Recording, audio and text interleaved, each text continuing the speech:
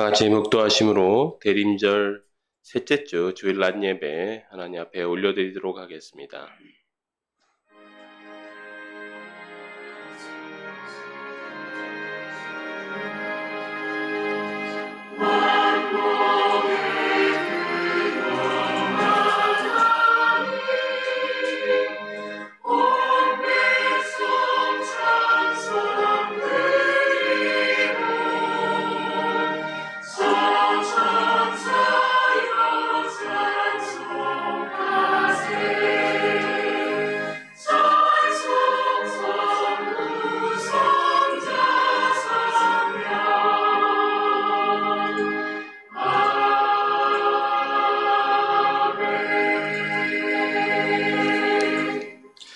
하나님은 영이시니 예배하는 자가 영과 진리로 예배할지니라.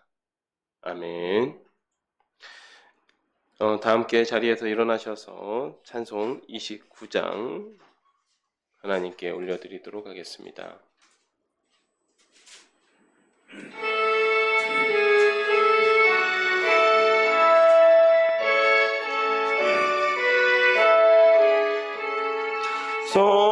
성도여 다 함께 할렐루야 아멘. 주 찬양하여라 할렐루야 아멘. 주 보좌 앞에서 택하신 은혜를 다 찬송하여라 할렐루야 아멘. 만문을 열어라 할렐루야 아멘. 온 하늘 울려라 할렐루야 아멘. 인도자 되시며 친구가 되신 주, 그 사랑 끝없다 할렐루야 아멘. 주 찬양하여라 할렐루야 아멘. 찬양은 끝없다 할렐루야 아멘. 거룩한 집에서 좋은 종길이며 늘 찬송 부르자 할렐루야 아멘. 이 시간 성시교독 23번, 성시교독 교독문 23번 함께 교독하시겠습니다. 하나님이여 나를 판단하시되 경건하지 아니한 나라에 대하여 내 송사를 변호하시며 주는 나의 힘이 되신 하나님이시거늘 어찌하여 나를 버리셨나이까.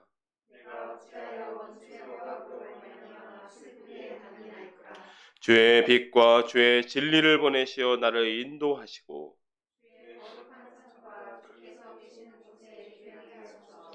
그런즉 내가 하나님의 제단에 나아가 나의 큰 기쁨에 하나님께 이르리이다.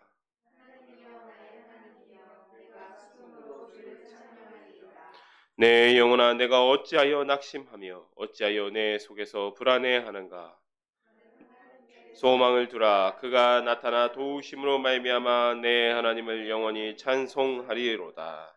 아멘. 사도신경으로 우리의 신앙을 고백하도록 하겠습니다. 전능하사 천지를 만드신 하나님 아버지를 내가 믿사오며 그 외아들 우리 주 예수 그리스도를 믿사오니 이는 성령으로 잉태하사 동정녀 마리아에게 나시고 본디오 빌라도에게 고난을 받으사 십자가에 못 박혀 죽으시고 장사한 지 사흘 만에 죽은 자 가운데서 다시 살아나시며 하늘에 오르사 전능하신 하나님 우편에 앉아 계시다가 저리로서 산자와 죽은 자를 심판하러 오시리라. 성령을 믿사오며 거룩한 공회와 성도가 서로 교통하는 것과 죄를 사하여 주시는 것과 몸이 다시 사는 것과 영원히 사는 것을 믿사옵나이다. 아멘.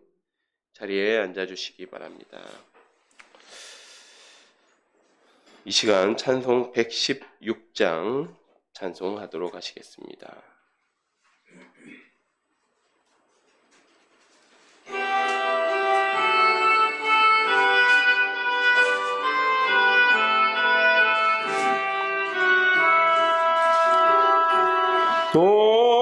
동방에서 박사들 귀한 예물 가지고 산을 넘고 물을 건너 별 따라왔도다. 오 단일 밤의 밝은 별 아름답고 빛난 별 아기 예수 계신 곳에 우리 인도하여라. 베들레헴 임긋게 나는 황금 드리네.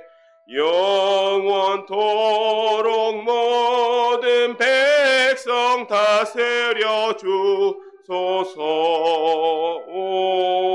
오 단일 밤의 밝은 별 아름답고 빛난 별 아기 예수 계신 곳에 우리 인도하여라.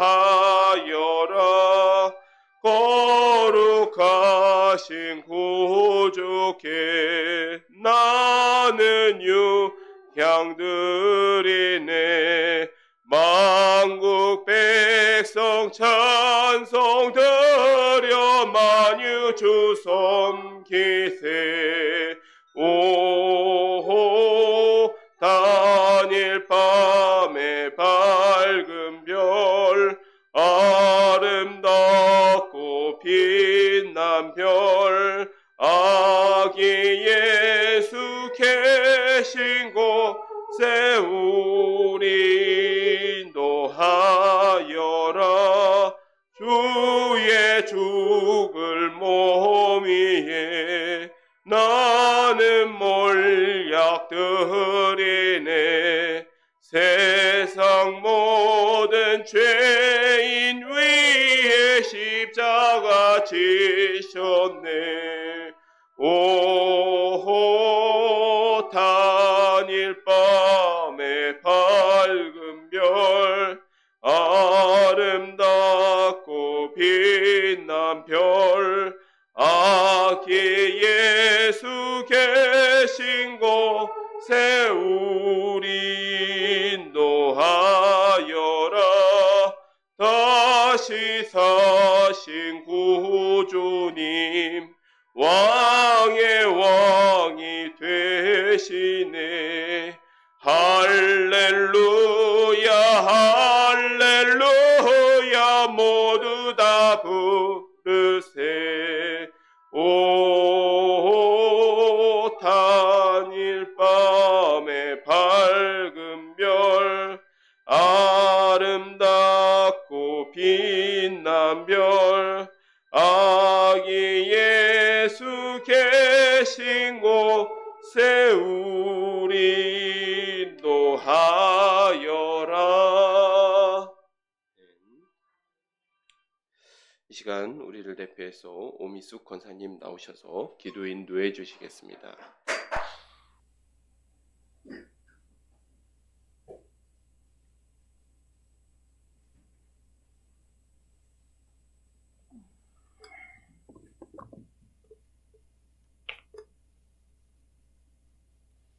거룩하신 하나님 아버지, 그 크신 은혜와 사랑에 감사와 찬양을 드립니다. 한 주간도 저희들을 눈동자처럼 지켜주시고 이 시간 예배 자리로 불러주시니 감사를 드립니다. 전심으로 드린 예배를 기쁘게 받아 주옵소서.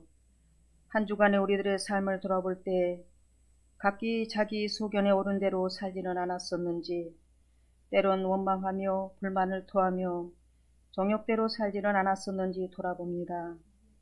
자비로우신 하나님, 우리들의 연약함과 허물된 모습들을 용서하여 주시옵소서. 이 나라의 주인이 되신 하나님 아버지, 지금의 대한민국은 참으로 혼란합니다. 그러나 대한민국은 하나님의 주권 아래에 있습니다.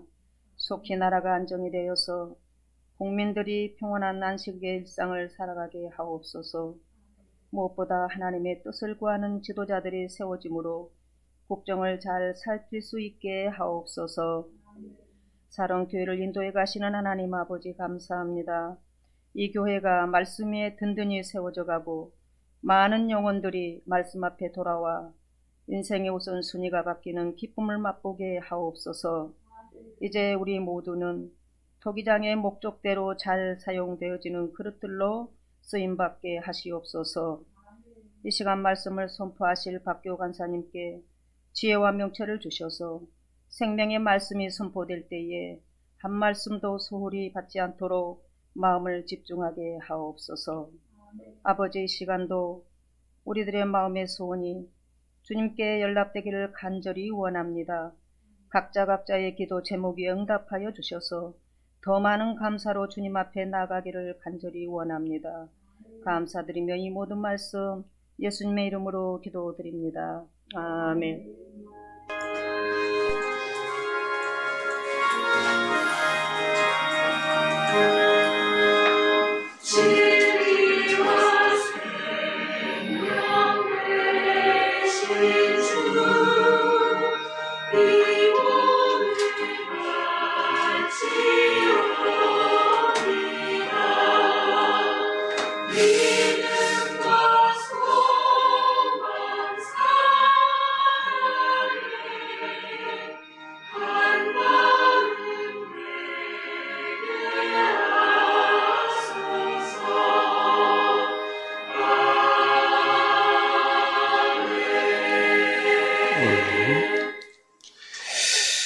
이 시간 우리에게 주신 하나님의 말씀은 예레미야 21장 8절부터 10절 말씀입니다. 예레미야 21장 8절부터 10절 말씀입니다. 구약성경 1083페이지에 있습니다.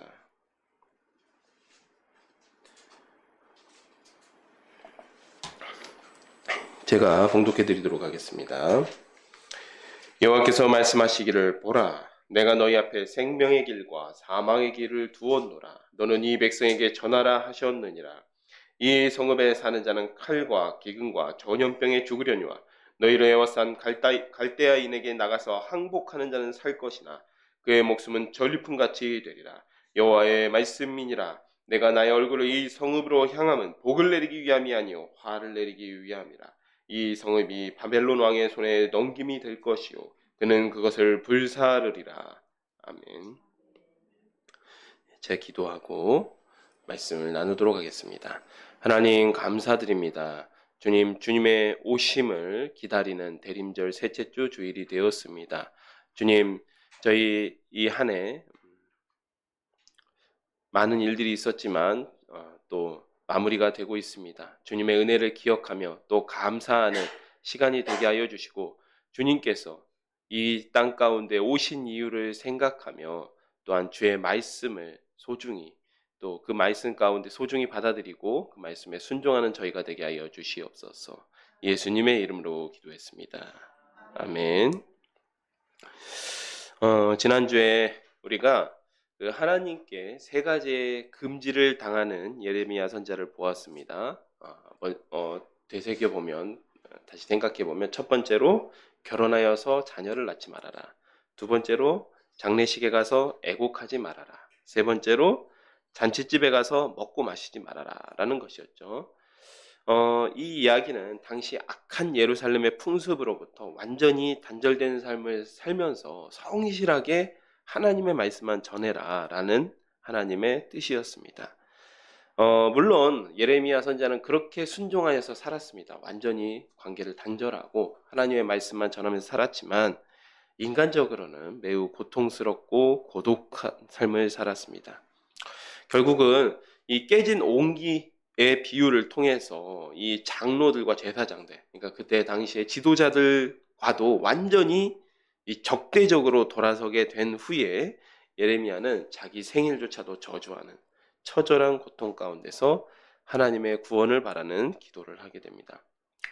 예, 오늘 본문은 이 유다 왕실 가운데 생명의 길과 사망의 길이 놓여 있다라고 말씀하십니다.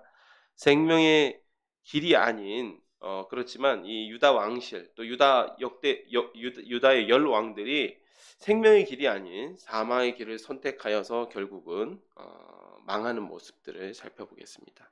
21장부터 23장 8절까지는 유다의 말기 다윗 왕족 요시아 왕이 죽은 이후에 각 왕조들에 대한 이 예언인데 이게 시간 순서대로 배열이 되면 사실은 21장이 시드기야 시절의 이야기이기 때문에 시드기야에게 하신 예언이기 때문에 가장 뒤에 가야 맞습니다만 어, 이게 시간 순서대로의 예언이 아닌 것 같고요.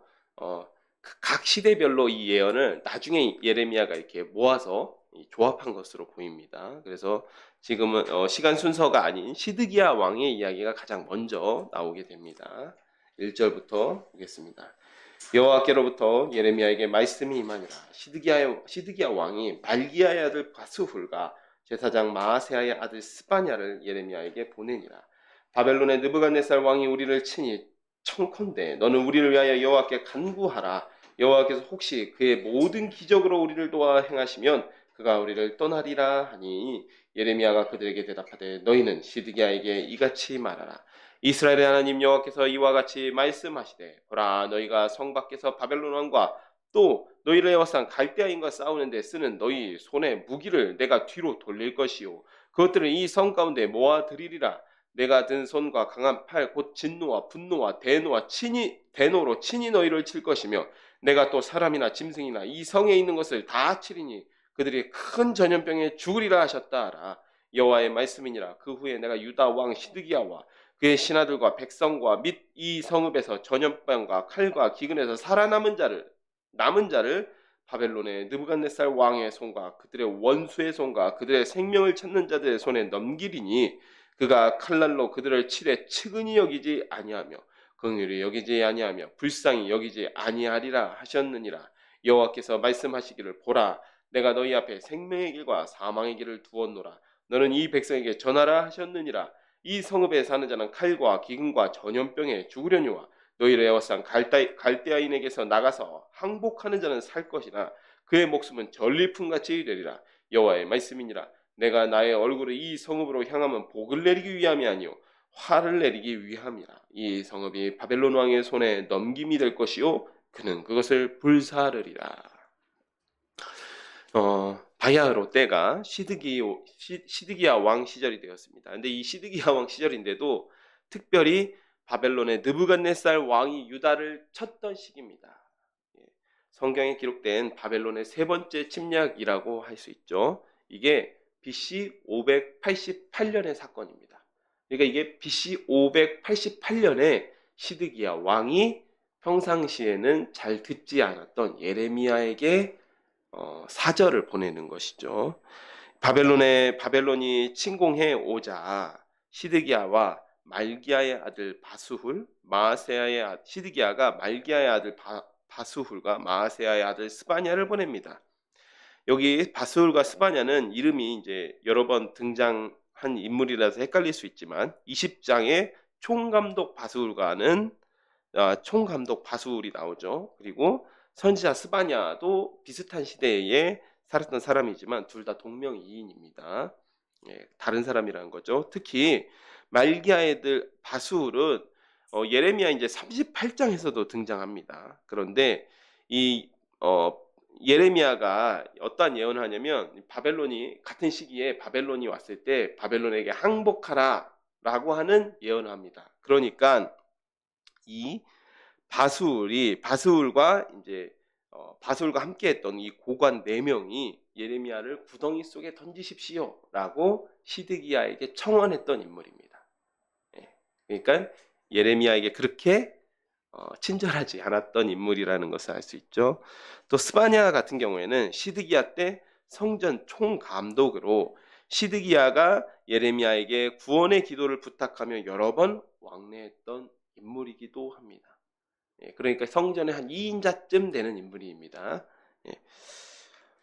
예, 평소에 예레미야의 예언에는 귀를 기울이지 않고 시드기야 왕 같은 경우에는 친애굽파 신하들에게 휘둘리는 인물이었습니다.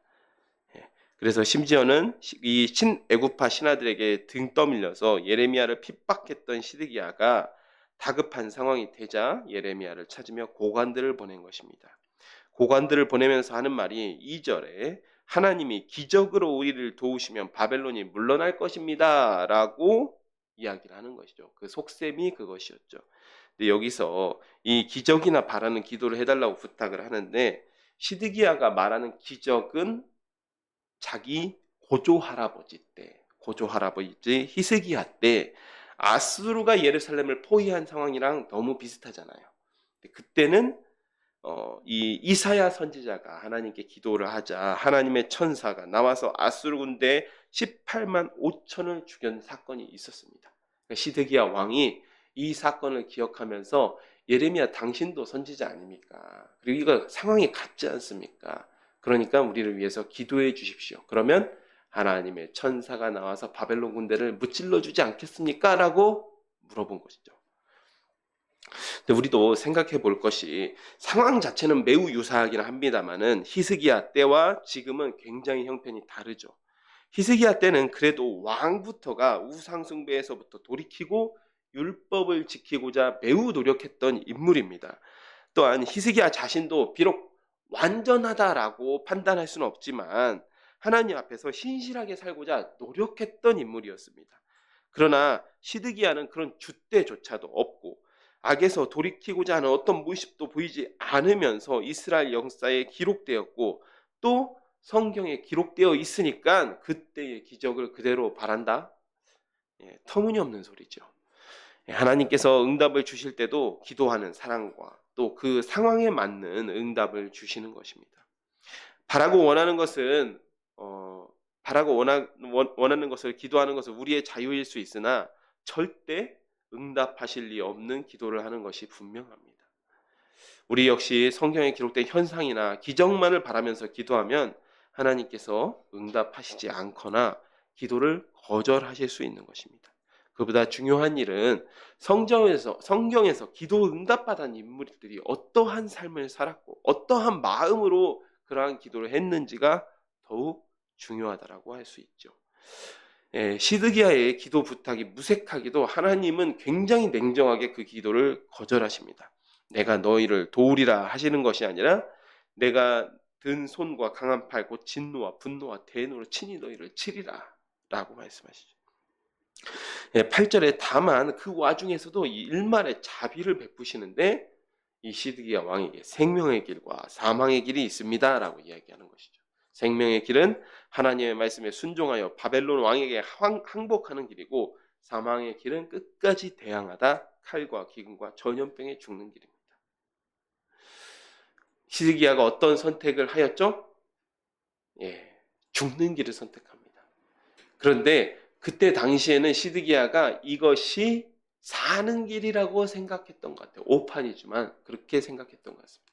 왜 그랬냐면 그때 당시에 애굽이 이 바벨론에게 한번 크게 패배를 당한 후이긴 하지만 그때 당시에 이 예루살렘이 포위되니까 이 애굽의 원군을 기다렸던 것 같습니다. 애군이 원군이 오면 설마 전선을 2개로 해서 싸울 수 있겠냐. 바벨론이 저희들이 퇴각을 하겠지라고 하면서 애굽이 올 때까지만 버티자라고 생각했던 것 같아요.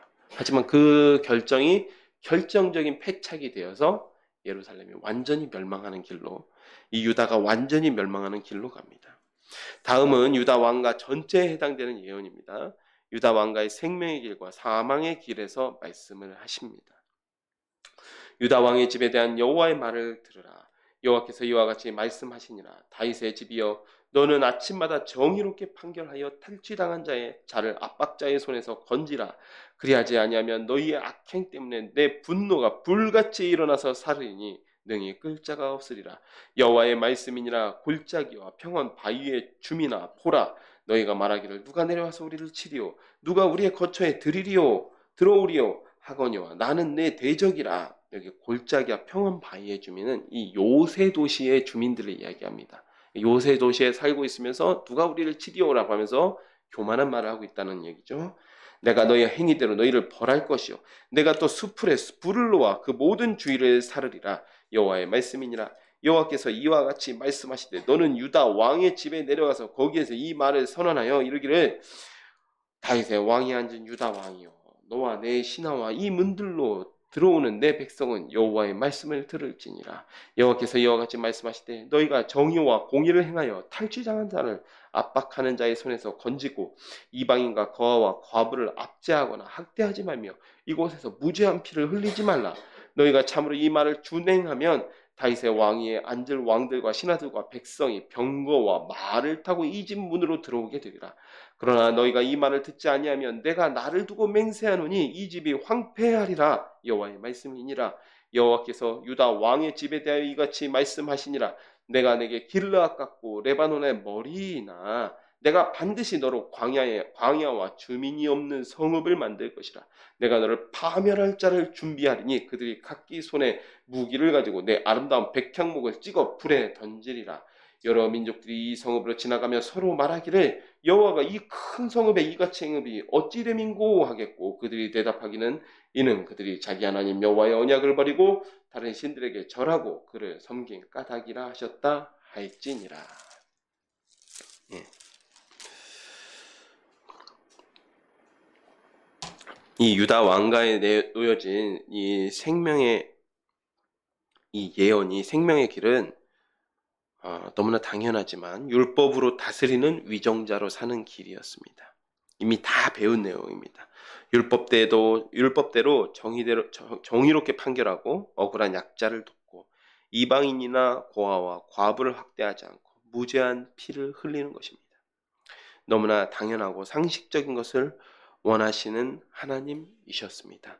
사망의 길은 그 반대로 행하는 길이죠. 그런데 잘 보시면 사망의 길로 행하면 당연히 나라가 도탄에 빠질 것입니다. 백성의 원망이 자자한 나라가 될 수밖에 없습니다. 또 그렇게 악한 길을 선택하면 이스라엘이 길르앗 같고 백향목 같더라도 찍어내신다라고 말씀하십니다. 여기 길르앗과 레바논, 이 레바논은 이 가나안 땅에서 굉장히 보기 드문 지형을 가지고 있는 곳입니다. 이 길르앗은 요단강 동편 땅인데 목축이 잘 되던 땅이었고, 또 그곳은 그래도 수풀이 좀 있는 땅입니다. 레바논 역시도 주산물이 이제 백향목일 정도로 굉장히 수풀이 우겨진 땅이죠. 그렇게 하나님께서 유다 왕가를 사랑하시며 아끼셨더라도 이제는 유다 왕가의 이 범죄로 말미암아서 더 이상 아끼지 않고 이 백향목이라 할지라도 찍어내시겠다라고 말씀하시는 것입니다. 그리고 여러분 이 장면들을 잘 보시면요, 11절과 14절 말씀과 21장 1절에서 9절 말씀이 매우 흡사하죠. 그러니까 거의 비슷한 예언을 여러 번 한 것 같습니다, 예레미야가. 그리고 이 22장을 보면 문들로 들어오는 내 백성은 이렇게 이야기하면서, 그리고 4절에 왕들과 신하들과 백성이 병거와 말을 타고 이 집 문들로 들어오게 되리라 라고 하셨는데, 이 말씀 우리가 언제 본 적이 있습니다. 안식일을 거룩하게 지켜라 라고 하면서 유다 예루살렘 성 문 앞에 가서 예레미야 선자가 외쳤습니다. 기억나십니까? 예레미야 선자가 안식일을 거룩하게 지켜라, 율법을 지켜라 라고 하면서 예루살렘 성문에서 외쳤다라는 것이죠. 그러니까 예레미야 선자가 이 예루살렘 성문에서 이런 비슷한 종류의 예언을 굉장히 여러 번 했다라는 것입니다. 한 번만 하고 끝난 것이 아닌데도 듣지 않았다라는 것이 핵심이죠.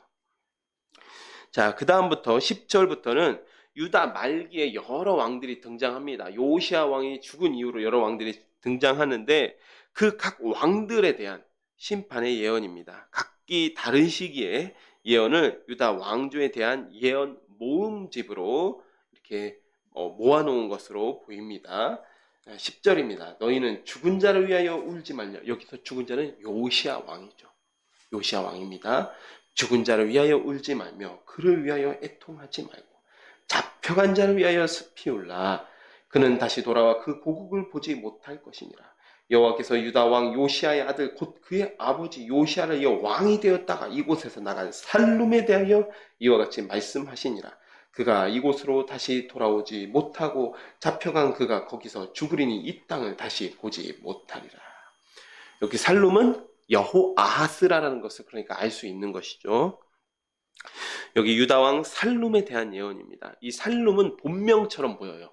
여호아하스 왕의 본명처럼 보이고, 이 여호아하스는 무엇이냐? 여호아하스는 왕명으로 보입니다. 왕위에 등극했을 때 여호아하스라는 왕이 있었죠. 우리도 보면 세종대왕 같은 경우가 세종은 시호고 그 세종대왕의 본명은 도죠.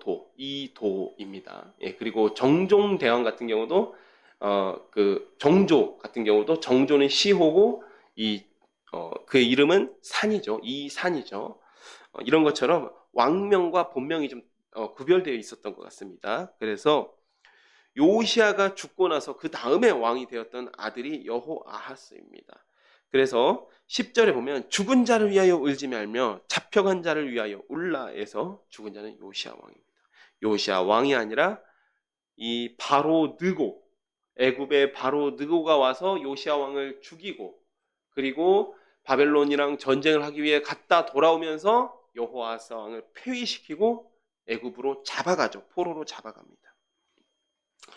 그것처럼 여호아스가 다시는 고국으로, 이 이집트에서 다시는 고국인 유다로 돌아오지 못할 것이기 때문에 이 여호아스를 위해서 올라라고 말씀하십니다. 이런 부분들을 종합하며 애굽왕 바로 느그가 와서 여호아스를 폐위시키고 잡아간 직후에 예언한 것으로 보입니다. 그리고 13절부터 19절은 여호야김 왕에 대한 예언입니다. 여호아스의, 착각하시면 안 됩니다. 아들도 아니고 동생도 아니고 형입니다. 형님입니다. 이분은. 예, 여호야김에 대한 예언입니다.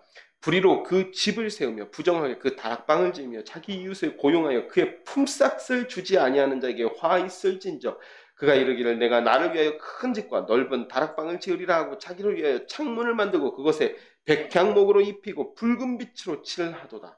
내가 백향목을 많이 사용하여 왕이 될 수 있겠느냐? 내 아버지가 먹거나 마시지 아니하였으며 정의와 공의를 행하지 아니하였느냐?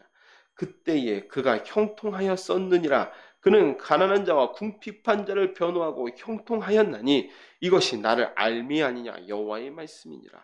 그러나 내 두 눈과 마음은 탐욕과 무죄한 피를 흘림과 압박과 포악을 행하려 할 뿐이니라. 그러므로 여호와께서 유다 왕 요시야의 아들 여호야김에게 대하여 이같이 말씀하시니라. 우리가 그를 위하여 슬프다 내 형제여, 슬프다 내 자리가 그를 위하여 슬프다 내 형제여, 슬프다 내 자매여 하며 통곡하지 아니할 것이며 그를 위하여 슬프다 주여, 슬프다 그 영광이여 하며 통곡하지도 아니할 것이라. 그가 끌려 예루살렘 문 밖에 던져지고 나귀같이 매장함을 당하리라. 이 여호야김은 여호아하스의 이복형입니다. 이복형입니다. 그런데 요시야 왕의 둘째 아들이 여호야김입니다. 이 역대상을 보면 요시야 왕에게 네 아들이 있었다라고 기록되어 있습니다. 첫 번째가 여호하난, 다시 말하면 요한이죠. 요한이라는 아들이 있었는데 그 아들은 어떻게 되었는지 모르겠어요. 그런데 이 역대상에는 여호아하스를, 이 살룸이라는 아들을 이 요시야 왕이 넷째 아들로 기록하는데 넷째 아들이 아닌 것 같아요. 네. 그런데 이 여호아하스가 셋째 아들인 것 같습니다. 이 여호아하스 셋째 아들인데 이 형님이 동생이 왕이 되는 모습을 지켜보기만 한 겁니다. 그러니까 한이 좀 맺혔겠죠. 그런데 그러다가 동생이 석 달 만에 폐위가 되고 자기가 왕이 된 겁니다. 그러니까 이 여호야김이 왕이 되자마자 망나니 칼춤을 추기 시작하는 겁니다.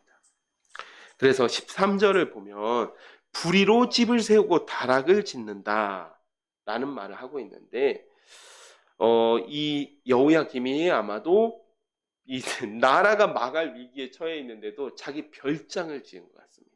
이 성경에는 기록되지 않았는데 지금 성서 고고학이 발전하면서 이 예루살렘과 베들레헴 사이에, 그러니까 예루살렘 외곽 지역에 일종의 한 요새 도시가 최근에 발굴이 된 겁니다. 발굴을 해보니까 이 시대인 거예요. 7세기 후반, 그러니까 기원전 7세기 후반 정도에 지어진 일종의 별장처럼 보이는 곳이 발굴되었는데, 이것을 지은 사람은 여호야김 왕으로 우리가 추측하고 있습니다. 추정하고 있습니다. 그러니까 그런데 여기 보면 자기 이웃을 고용하고 품삯도 주지 않았다. 그러니까 별장을 짓는 것도 문제인데 그것을 위해서 백성들을 강제로 동원하고서 품삯도 주지 않고 일을 시켰다라는 것이죠. 정말 이 정치적인 판단도 못하고 심지어 사치를 부리는 왕이었습니다. 그리고 15절, 여호야김이 왕이 되자 하나님께서 이미 백향목만 많이 쓴다고 왕이 되겠느냐, 뭐 건축만 그럴듯하게 하고 자기 권위를 높인답시고 그런다고 왕이 되겠느냐, 너희 아버지가 행한 대로 행해라 라고 권면하셨지만 듣지 않고 탐욕과 압박과 포악을 행하며 무죄한 피를 흘리기만 합니다. 여기서 또 무죄한 피라는 것은 선지자 우리야라는 사람이 다음 주에 우리가 살펴볼 건데, 이 우리야가 나옵니다. 이 선지자 우리야가 입 바른 소리를 좀 합니다. 그리고 왕에게 왕이시여 그러시면 안 됩니다 라고 직언을 하니까 이 여호야김이, 이런 사람들 특징이 있죠, 또 속이 굉장히 좁고 반드시 보복을 합니다. 그래서 우리야를 잡아 죽이려고 합니다. 자, 우리야, 이 선지자 우리야가 심지어 이집트까지 도망을 가요. 근데 이집트까지 쫓아가서 이 선지자 우리야를 잡아와서 죽입니다.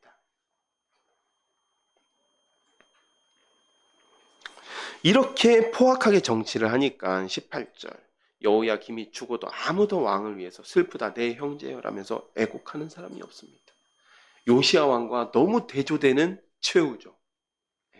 이 요시야 왕이 죽었을 때는 이스라엘 백성들이 모두 다 나와서 하다드 림몬의 애곡이라고 하는 정말 큰 애곡함이 있었다라고 하는데, 여호야김은 얼마나 포악했는지 그 왕이 죽었는데도 우는 사람이 없습니다. 그래서 우리 예레미야 36장 30절을 한번 살펴봤으면 좋겠습니다. 이 같은 예언을 하고 있습니다. 예레미야 36장 30절에 같은 예언을 하고 있는데 여기서는 어떻게 말씀하시는지 보겠습니다.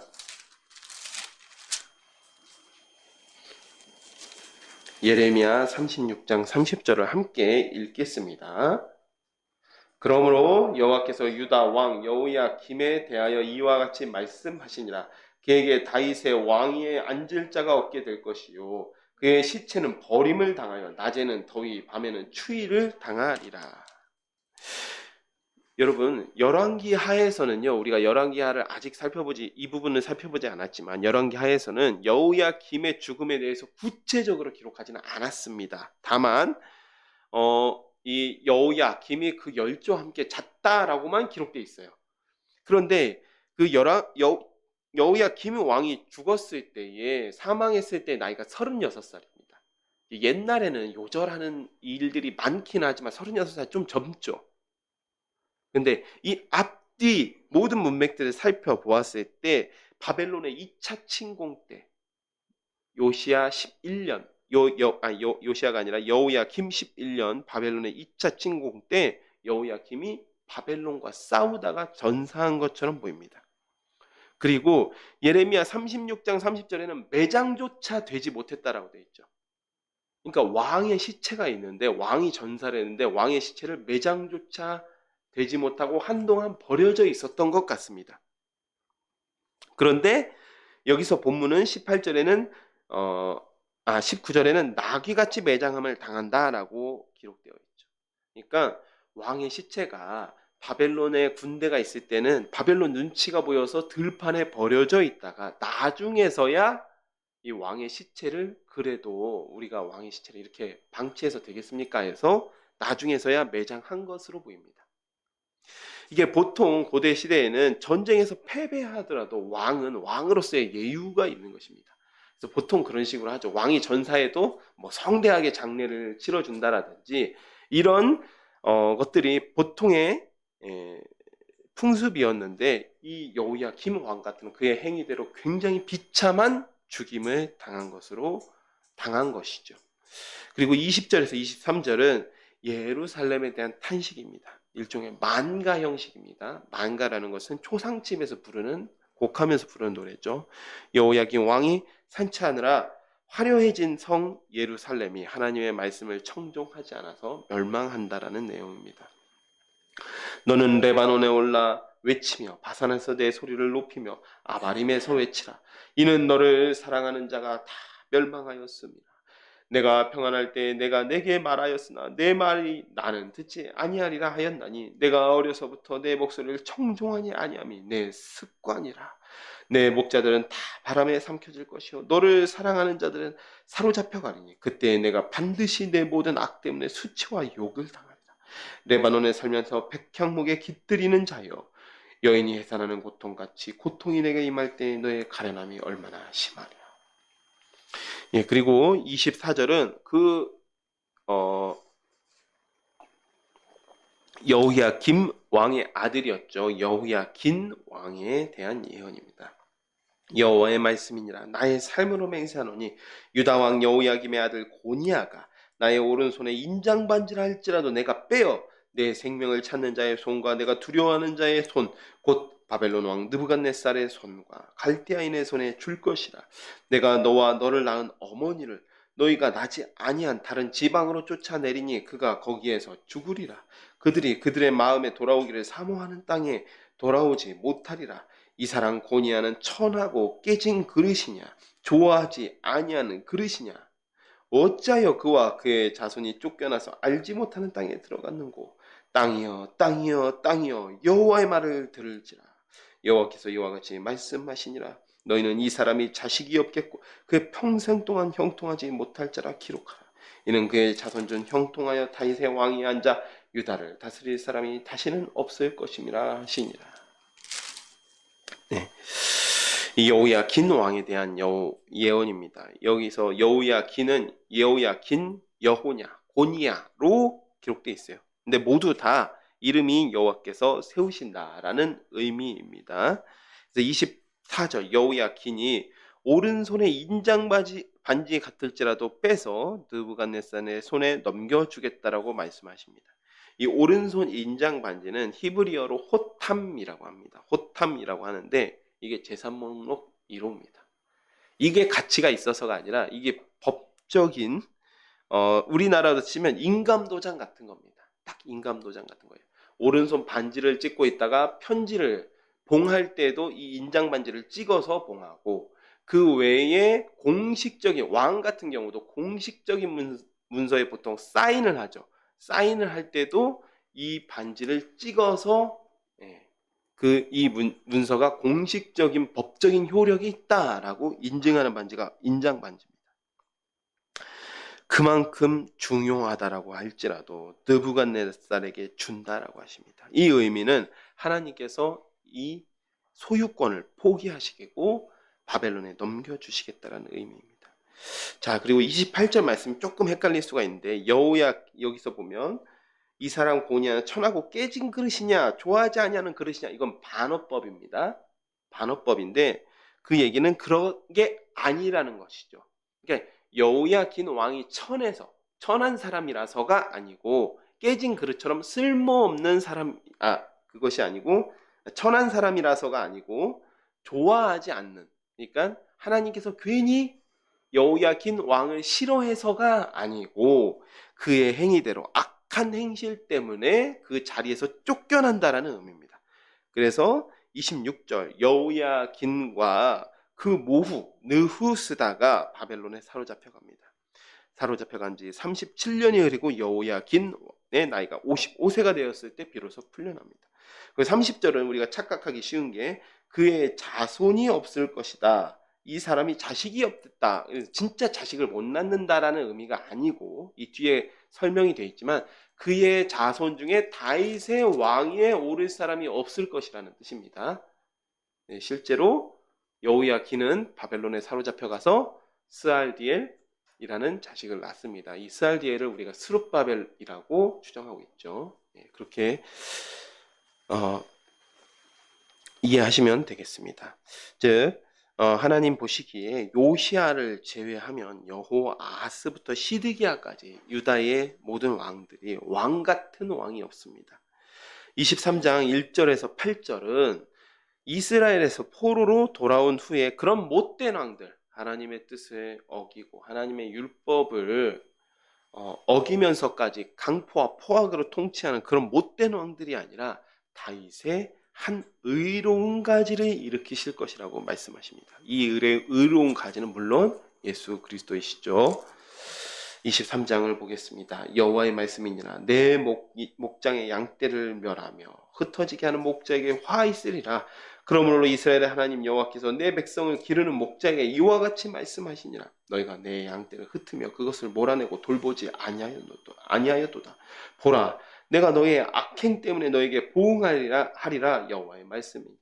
내가 내 양떼에 남은 것을 그 몰려갔던 모든 지방에서 모아 다시 그 우리로 돌아오게 하리니 그들의 생육이 번성할 것이며 내가 그들을 기르는 목자들을 그들 위에 세우리니 그들이 다신 두려워하거나 놀라거나 잃어버리지 아니하리라. 여호와의 말씀이니라. 여호와의 말씀이니라. 보라, 때가 이르리니 내가 다윗에게 한 의로운 가지를 일으킬 것이라. 그가 왕이 되어 지혜롭게 다스리며 세상에서 정의와 공의를 행할 것이며 그의 날에 유다는 구원을 받겠고 이스라엘은 평안히 살 것이며 그의 이름은 여호와 우리의 공의라 일컬음을 받으리라. 그러므로 여호와의 말씀이니라. 보라, 날이 이르리니 그들이 다시는 이스라엘 자손을 애굽 땅에서 인도하여 내신 여호와의 사심으로 맹세하지 아니하고 이스라엘 집 자손을 북쪽 땅 그 쫓겨났던 나라에서 인도하여 내신 여호와의 사심으로 맹세할 것이며 그들이 자기 땅에 살리라 하시니라. 네. 1절에서 2절은 여호아스로부터 시드기야까지 하나님 목장의 양떼를 멸하며 흩어지게 하는 목자들, 그 목자들에게 그 악행대로 복수하신다라고 말씀하십니다. 그리고 3절에서 4절 흩어졌던 양떼를 다시 모아서 돌아오게 하사 생육하고 번성하게 하시고 새로운 목자들을 세우십니다. 목자들이라고 했기 때문에 이거 복수형이거든요. 그래서 가깝게는 수룹바벨, 여호수아, 대제사장, 에스라, 느헤미야 같은 인물들이 있겠죠. 정말 전심으로 그 율법을 따라서 백성들을 돌보고자 했던 인물들이 지도자로 있었고, 그러나 궁극적으로는 예수 그리스도를 이야기하는 것입니다. 5절에 때가 이르면 다윗에게서 한 의로운 가지를 일으키십니다. 왕으로 오신 예수님은 이전까지의 왕들처럼 강포와 포악과 수탈을 행하는 것이 아니라 정의와 공의를 행하시고 6절 예수님의 이름을 여호와 우리의 공의라 부르게 됩니다. 이것을 히브리어로 하면 여호와 치드케누가 됩니다. 여호와 치드케누. 예. 여호와 니시, 여호와 삼마만 있는 게 아니라 여호와는 공이다. 여호와 치드케누도 있다라는 것이죠. 여기까지가 악한 유다 왕들을 대신할 진정한 목자이자 왕이신 예수님께서 오신다는 말씀입니다. 이 9절부터는 유다 왕들과 백성들이 이 지경까지 타락하게 된 가장 큰 원인이 무엇이냐? 바로 거짓 선지자들에 대한 예언입니다. 무려 40절까지 이 예언이 이어지는 걸로 보아서 하나님께서 유다를 악한 길로 인도한 거짓 선지자들에 대한 분노가 얼마나 큰 것인지를 알 수가 있습니다. 9절부터 살펴보겠습니다. 거짓 선지자들에 대한 말씀이라 내 마음이 상하며 내 모든 뼈가 떨리며 내가 취한 사람 같으며 포도주에 잡힌 사람 같으니 이는 여호와 그 거룩한 말씀 때문이라. 여기서 나는 예레미야 선자를 이야기합니다. 예레미야 선자가 하나님의 말씀을 받기만 했는데도 덜덜덜덜 지금 떨고 있다라는 것이죠. 이 땅에 가늠하는 자가 가득하도다. 저주로 말미암아 땅이 슬퍼하며 광야의 초장들이 마르나니 그들의 행위가 악하고 힘쓰는 것이 정직하지 못함이로다. 여호와의 말씀이니라. 선지자와 제사장이 다 사악한지라 내가 내 집에서도 그들의 악을 발견하였노라. 그러므로 그들의 길이 그들에게서 그들에게 어두운 가운데 미끄러운 곳과 같이 되고 그들이 밀어냄을 당하여 그 길에 엎드러질 것이라. 그들이 벌하는 해에 내가 그들에게 재앙을 내리리라. 여호와의 말씀이니라. 내가 사마리아 선지자들 가운데 우매함을 보았나니 그들은 바알을 의지하고 예언하여 내 백성 이스라엘을 그릇되게 하였고 내가 예루살렘 선지자들 가운데도 가증한 일을 보았나니 그들은 간음을 행하며 거짓을 말하며 악을 행하는 자의 손을 강하게 하여 사람으로 그 악에서 돌이킴이 없게 하였은즉 그들이 다 내 앞에서 소돔과 다름이 없고 그 주민은 고모라와 다름이 없느니라. 그러므로 만군의 여호와께서 선지자에 대하여 이와 같이 말씀하시니라.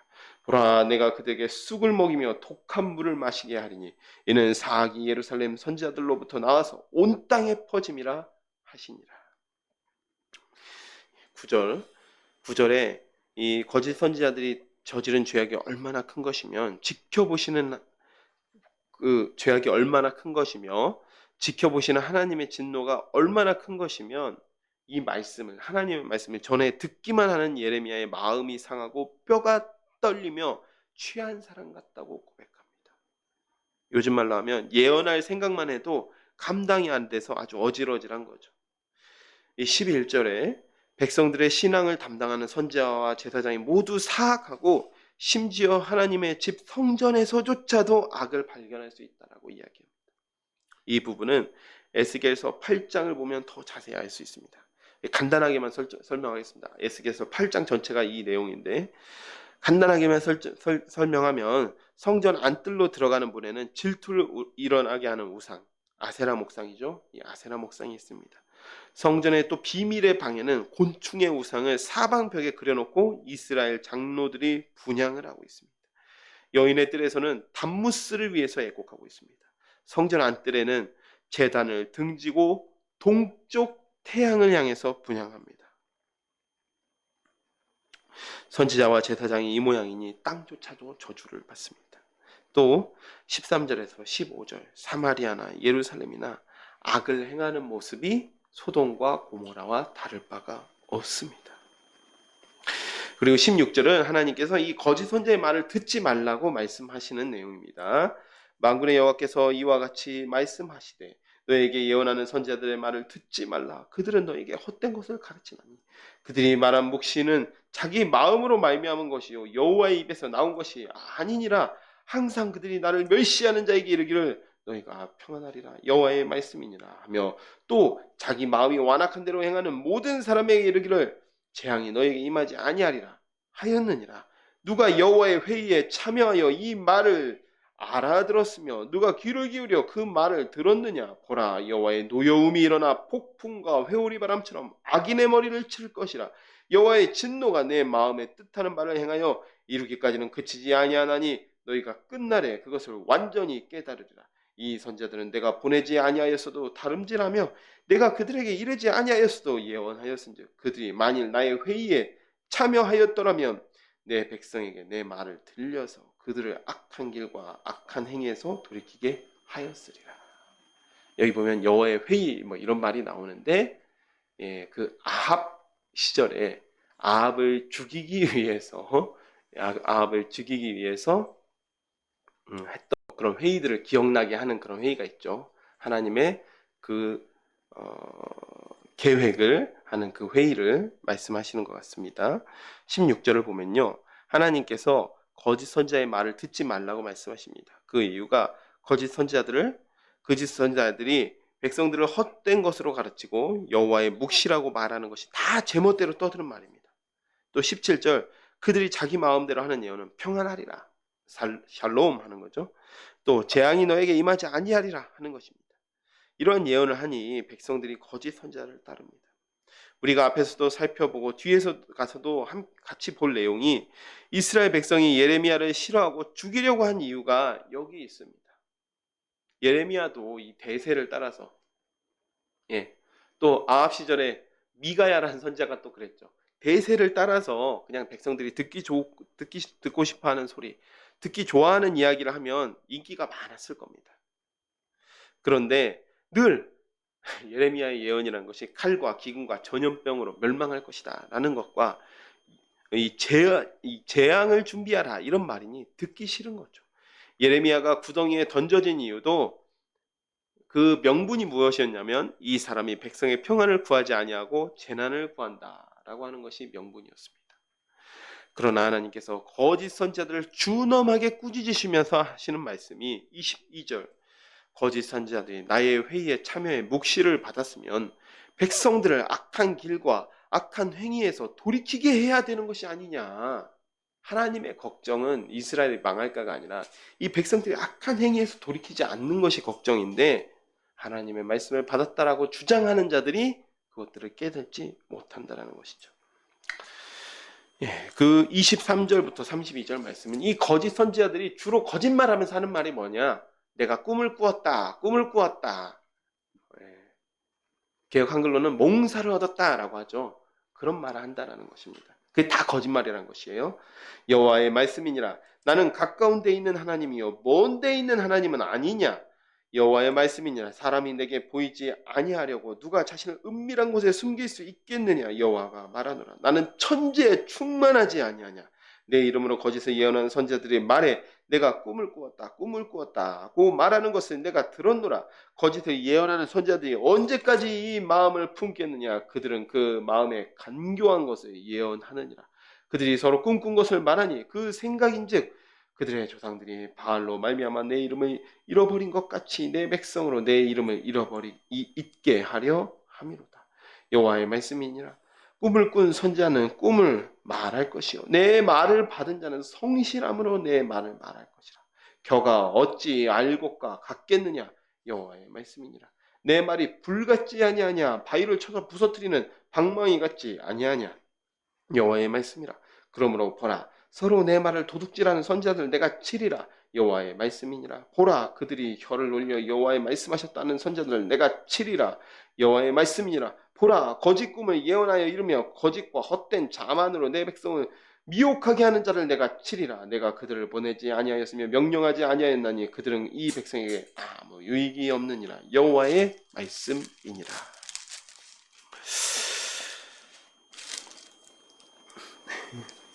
23절은 하나님께서 거짓 선지자들의 거짓말을 반박하시면서 하시는 말씀입니다. 이 거짓 선지자들이 내가 꿈을 꾸었다 하는 말은 하나님의 영이, 그 성령께서 거짓 선지자들 안에 있기 때문에 이 꿈을 꾸고 있다, 예언하는 꿈을 꾸었다라고 말하는 것이죠.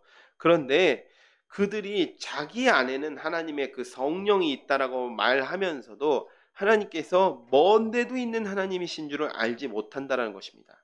이 먼 데 있는 하나님이라는 것은 하나님께서 우리로부터 멀리 떨어져 있다라는 말씀이 아니라 이와 같은 말씀이 24절 천지에 충만하신 하나님이다라는 것이에요. 천지에 충만하신 하나님이시기 때문에 어떠시다는 것이죠? 이 거짓 선지자들이 거짓말하는 것을 모두 다 지켜보고 계신다라는 이야기입니다. 모든 것을 감찰하시는 하나님을 말씀하시는 것입니다. 그래서 28절 꿈을 꾼 거짓 선지자의 거짓 선지자는 꿈 이야기나 하지만 하나님의 말씀을 받은 예레미야는 성실함으로 그 말씀을 있는 그대로 선포합니다. 성실함으로 한다는 것은 거짓되지 않는다는 거죠. 자기 말을 보태지 않습니다. 겨가 어찌 알곡과 같겠느냐. 꿈 같은 신비한 일은 겨이고 명명백백한 하나님의 말씀은 알곡이라는 의미입니다. 그래서 29절 하나님의 말씀은 불방망이 같아서 그 자체로 바위를 쳐서 부숴버리는 것 같이 거짓 선지자들을 치십니다. 그래서 예레미야가 그 사역 평생에 거짓 선지자들이랑 싸웁니다. 근데 여기서는 하나님 말씀은 불방망이 같아서 거짓 선지자들을 친다라고 하는데 늘 얻어맞는 것은 예레미야였어요. 옳은 말하고 백성들의 여론이 그쪽으로 쏠리다 보니까 예레미야가 늘 얻어맞고 핍박당합니다. 33절입니다. 이 백성이나 선자나 제사장이 내게 물어 이르기를 여호와의 엄중한 말씀이 무엇인가 묻거든 너는 그들에게 대답하기를 엄중한 말씀이 무엇이냐 묻느냐. 여호와의 말씀에 내가 너희를 버리리라 하셨고 또 여호와의 엄중한 말씀이라 하는 선지자에게나 제사장에게나 백성에게는 내가 그 사람과 그 집안을 벌하리라 하셨다 하고 너희는 서로 이웃과 형제에게 묻기를 여호와께서 무엇이라 응답하셨으며 여호와께서 무엇이라 말씀하셨느냐 하고 다시는 여호와의 엄중한 말씀이라 말하지 말라. 각 사람이 말이 자기에게 중벌이 되리니 이는 너희가 살아계신 하나님 만군의 여호와 우리의 하나님의 말씀을 망령되이 사용합니다 하고, 너는 또 선자에게 말하기를 여호와께서 내게 무엇이라 대답하셨으며 여호와께서 무엇이라 말씀하셨느냐, 너희는 여호와의 엄중한 말씀이라 말하도다. 그러므로 여호와께서 이와 같이 말씀하시되 내가 너희에게 사람을 보내어 너희는 여호와의 엄중한 말씀이라 하지 말라 하였으나 너희가 여호와의 엄중한 말씀이라는 이 말을 하였은즉 내가 너희를 온전히 잊어버리며 내가 너희와 너희 조상들에게 준 이 성읍을 내 앞에서 내버려 너희는 영원한 지옥과 잊지 못할 영구한 수치를 당하게 하리라 하셨느니라. 이 부분 약간 설명이 좀 필요한 부분입니다. 이 3절, 33절에 이 내용을 보면 이 여호와의 엄중한 말씀이냐 묻는 이 행위를 하나님께서 굉장히 불쾌하게 생각하시는 것 같죠. 이 말이 무슨 말이냐면, 이 말이 여호와의 엄중한 말씀이 무엇이냐 이렇게 묻는다는 건데, 이 말이 조롱하고 비아냥되는 말입니다. 왜냐하면 거짓 선지자들 하는 말은 무엇입니까? 평안하라, 재앙이 너에게 임하지 아니하리라. 또 예레미야에 나온 말은 아니지만 내가 포도주와 독주에 대해서 예언하리라. 아주 가볍게 그지없는 말만 거짓말로 하고 있는데, 예레미야는 늘 심각한 이야기만 하는 겁니다. 그러니까 이 거짓 선지자들이 와서 예레미야에게 묻기를 여호와의 엄중한 말씀이 무엇이냐라고 비아냥대면서 묻는다라는 것이죠. 그러니까 하나님께서 이 말씀이 굉장히 불쾌하다라는 겁니다. 여호와의 엄중한, 그러니까 이 예레미야가 기다렸다는 듯이 여호와의 엄중한 말씀이 있습니까? 라고 질문하면 내가 너희를 버리리라 라고 대답하시겠다라는 것입니다. 그리고 다시는 여호와의 엄중한 말씀이라 라고 말하지 말라고 경고하십니다. 조롱하려고 비아냥대려고 하는 말씀이니 말하는 것이니 하나님의 말씀을 망령되이 사용하지 말라고 경고하고 계시는 것입니다. 여기서 또다시 알 수 있는 사실은 우리가 진리는 좋은 게 좋은 거다라는 마음이 통하지 않습니다. 그러한 마음으로 진리조차 굳게 하는 것은 결코 하나님의 뜻이 아닙니다. 우리가 착각하면 안 되는 사실이, 우리는 화평을 위해서 어떠한 가정이라든지 혹은 공동체의 화평과 화목을 위해서 참고 인내하는 것, 그리고 친절하게 대하는 것은 굉장히 중요한 일이죠. 우리 그리스도인으로서 반드시 해야 되는 일입니다. 내가 참아서 화평과 화목을 유지할 수 있으면 참는 것이 맞습니다. 그것이 옳은 일입니다. 그러나 그 일이 진리를 외면하면서까지 좋은 말만 하는 것은 명백하게 다르다라는 사실입니다. 우리는 하나님의 자녀로 어디서든 화평하게 하며 화목하게 해야 되는 사명은 가지고 있지만, 또한 진리의 말씀을 있는 그대로 전달해야 하는 증인의 사명도 가지고 있는 사람들입니다. 오늘은 유다 왕들과 거짓 선지자들에 대한 예언을 살펴보았습니다. 유다 왕들에 대한 예언을 요약하면 율법에 기록된 공의와 정의에는 관심이 없고 포악과 강포, 또 자기의 이 위세를 드러나는 데에만 집중했다는 것입니다. 또한 하나님의 양무리를 지킬 목자로 양들을 세웠으나 그들이 양무리를 돌보는 일에는 도무지 관심이 없고 자기 권력을 누리고 즐기고 백성을 수탈하는 일에만 힘을 낸 일이 하나님 앞에 죄악으로 기록되어 있다라고 말씀하고 있습니다. 거짓 선지자들에 대한 말씀은 그들이 하나님의 말씀을 제대로 들어볼 생각조차 하지 않고 꿈같은 신비한 것만 좇으며 거짓으로 예언했다고 책망하십니다. 심판의 도구인 바벨론의 침략이 임박한 시기에 들어야 할 말씀은 듣지 않고 백성들이 듣고 싶어하는 말만 하며 인기에 취해 있었던 자들이 거짓 선지자들이었습니다. 그들은 거짓말을 하는 데서 멈추지 않고 성전에서까지 온갖 우상 숭배를 하며 하나님의 진노를 격발하였던 인물들입니다. 그래서 하나님은 진노를 일으킨 유다 왕들과 거짓 선지자들을 심판하신다고 말씀하셨습니다. 사랑하는 샤론의 가족 여러분, 이스라엘의 지도자들이 이렇게까지 타락한 이유가 여러 가지 있을 것입니다. 그런데 오늘 본문 말씀을 요약하자면 유다 왕들은 하나님의 공의와 정의의 대리자로 백성들을 섬기지 않고 그 권력에 취했다라고 기록하고 있는 것입니다. 또 거짓 선지자들도 백성들이 듣고 싶어하는 달콤한 거짓말만 하면서 백성들의 환호와 그 인정과 인기에 취했다고 말씀하고 있는 것입니다. 이미 하나님 아닌 무언가에 취해 있으니 불방망이 같은 하나님의 말씀을 달든지 쓰든지 있는 그대로 받지 않습니다. 우리 하나님도 우리도 하나님 아닌 것에 취하면 아무리 하나님의 말씀이 명백할지라도 허탄한 꿈이나 좇는 인생이 될지 모릅니다. 또 시드기야처럼 허탄한 기적이나 바라는 인생이 되는 것이죠.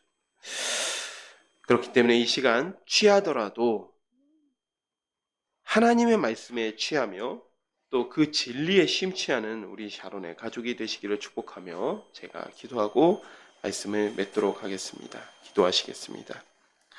하나님 아버지 참으로 감사드립니다. 오늘 예레미야 말씀을 통하여서 유다 왕들과 또 거짓 선지자들에 대한 예언을 보게 됩니다. 유다 왕들은 하나님의 율법에 심취하기보다는 자신들의 권력에 취해 있었고, 거짓 선지자들은 하나님의 말씀을 성실하게 듣기보다 신비한 일, 꿈에 취해서, 거짓에 취해서, 그 인기에 취해서 거짓말을 하는 모습을 바라보게 됩니다. 주님, 우리도 그와 같은 삶을 살지 않게 하여 주시옵고 오직 진리의 말씀에 취하게 하시며 거룩하신 하나님의 그 말씀에 취하게 하여 주옵소서. 그리하여서 이 세상과 적당히 좋게 좋은 관계를 쌓아가면서 사는 것이 아니라 진리의 증인된 삶을 사는 우리 샤론의 가족이 되게 하여 주시옵소서. 예수님의 이름으로 기도드렸습니다. 아멘. 이 시간 217장 함께 찬양하시면서 준비하신 예물을 하나님께 올려드리도록 하겠습니다.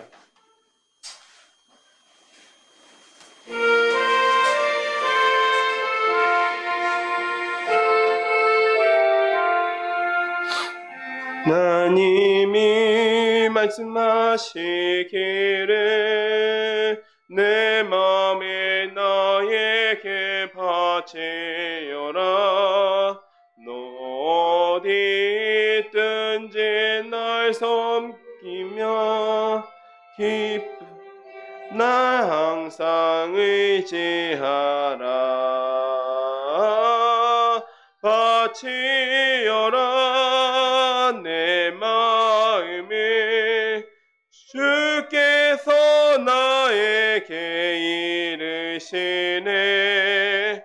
캄캄한 죄에서 불러내신 주께서 늘 인도하시리라. 구주께서 말씀하시기를 내 맘을 나에게 다 바치고 악한 죄에서 벗어나면 나 어찌 널 구원하겠느냐. 지어라 내 마음이 주께서 나에게 이르시네. 캄캄한 죄에서 불러내신 주께서 늘 인도하시리라. 성령께서 말씀하시기를 거짓 모든 것 담고 내 맘도 기쁘게 바치어라. 풍성한 은혜를 더하리라. 바치어라 내 마음을 주께서 나에게 이르시네. 캄캄한 죄에서 불러내신 주께서 늘 인도하시리라. 아멘. 들정금 위해서 제가 기도하겠습니다. 하나님 감사드립니다. 주님, 저희를 이 자리 가운데 불러 모아 주셔서 주님을 예배할 수 있게 하심도 감사드린데, 저희가 감사드린데 주님께서 저에게 늘 은혜와 사랑으로 함께해 주심에 감사드립니다. 주님, 그 감사한 마음을 예물에 담아서 나왔습니다. 주님이 예물 기뻐 받아주시고 이 물질이 사용되는 곳마다 주님의 사랑과 주님의 사랑이 전해지며 주님의 나라가 확장되는 역사가 나타나게 하여 주시옵소서. 예수님의 이름으로 기도했습니다. 아멘. 네, 교회 소식 뒤편에 있습니다. 오늘 우리 샤론교회 예배에 참석하신 여러분 모두를 주님의 이름으로 환영하며 하나님의 은혜와 진리가 함께 하시기를 축복합니다. 네, 여기 보면 대표 기도 순서가 있습니다. 예, 여기 순서 이름 모르신 우리 집사님들은 확인을 해주시기 바랍니다.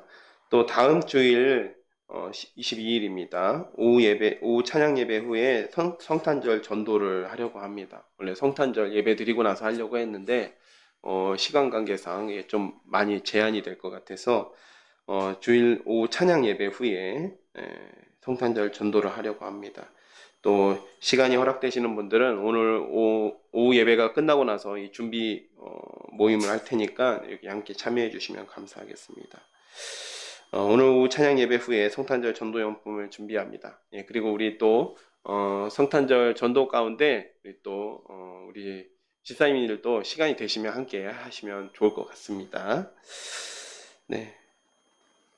그리고 이제 다 함께 일어나셔서 찬송 3장 부르시고 주기도문으로 예배를 마치도록 하겠습니다.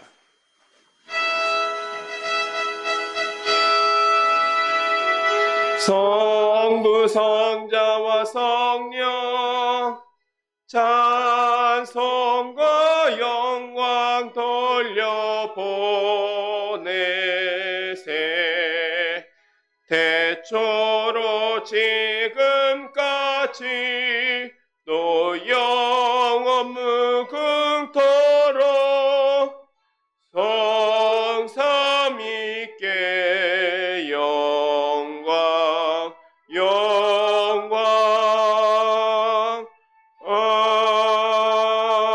아멘.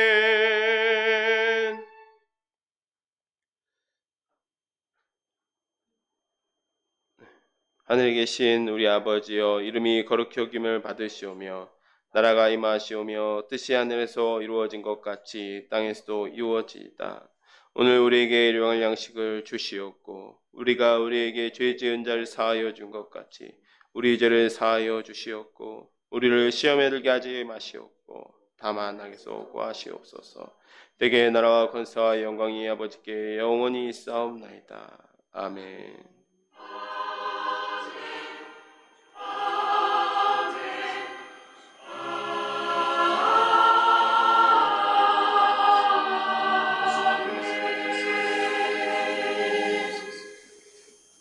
네, 예배 마쳤습니다.